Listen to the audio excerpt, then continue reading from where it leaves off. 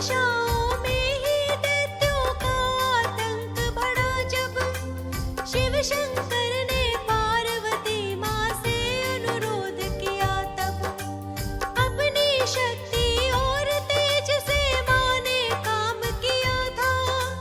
काल रात्रि मैया जी को तब ही उत्पन्न किया था। रक्त बीज का दुर्गा माँ ने जब संहार किया था, रक्त बीज के तन से भक्तों उस पल लहू गिरा था। काल रात्रि माँ ने धरा पर गिरने नहीं दिया था। धरा पे गिरने से पहले ही माँ ने उसे पिया था। लहू को पीने वाली माँ को शीश झुकाते हैं। माँ काल रात्रि की तुमको भक्तों कथा सुनाते हैं, हम गाथा गाते हैं। माँ तेरी जय जयकार, हम पर करना उपकार। माँ तेरी जय जयकार, हम पर करना उपकार।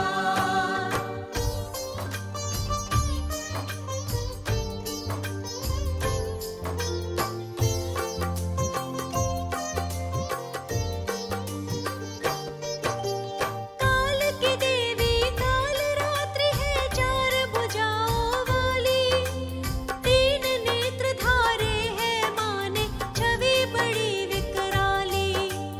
एक हाथ में वर मुद्रा, दूजा अभय मुद्रा में, तीजे में लोहे का कांटा, चौथे हाथ खड़ग है।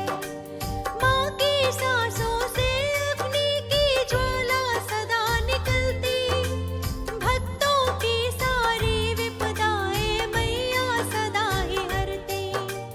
भूत प्रेत दानव और दैत्य माँ के नाम से डरते, माँ के दर्शन से सेवक जन पुण्य के भागी बनते। माँ की शरण में भक्त कभी दुख नहीं पाते हैं। माँ काल रात्रि की तुमको भक्तों कथा सुनाते हैं, हम गाथा गाते हैं। माँ तेरी जय जयकार, हम पर करना उपकार। माँ तेरी जय जयकार, हम पर करना उपकार।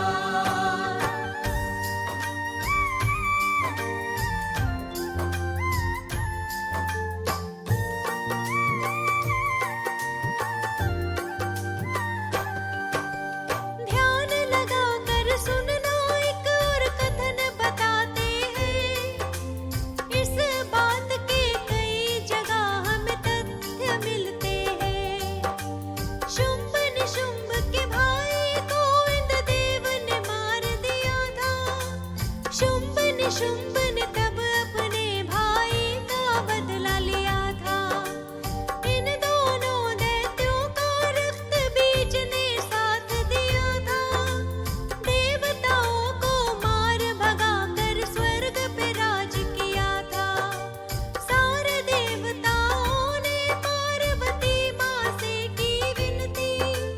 पार्वती माँ चंडिका माता के रूप में तब थी आई।